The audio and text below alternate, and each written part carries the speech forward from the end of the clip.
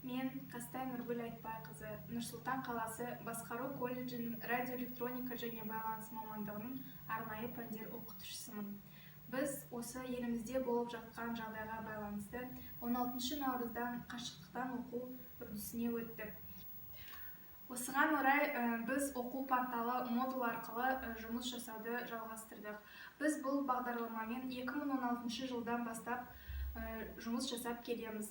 Яғни бізге осы жағдайға байланысты қашықтықтан оқу үрдісі ешқандай кедергісіз және қиындықсыз жүзеге асып жатыр. Бір студентке және мұғалімге пароль мен логин беріледі.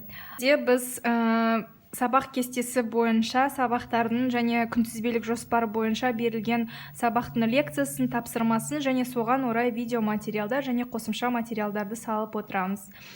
Лекцияны ашып, студент оқып және өзіне керекті мәліметтерді дәптерге жазып, және соны бізге түсіріп қайтадан жібереді. Және соған байланысты қосымша бізде видеоматериалдар, сілтемелер жіберіледі. Сол сілтемеге басып, видеоматериалды өзінің компьютерінде немесе телефонында көре алады. Және соған байланысты қосымша бізде тапсырмалар бар. Видео материалды көргеннен кейін астындағы сұрақтарға жауап бере алады.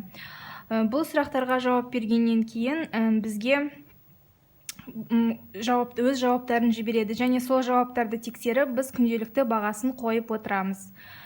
Және осыған орай студенттер бұл жерде егер бір түсініксіз сұрақтар болатын болса, бізге хабарлама жазуға болады. Егер студентке түсініксіз сұрақтар болатын болса, мұғалімге хабарлама жазып, өз сұрағына жауапты қайтара алады.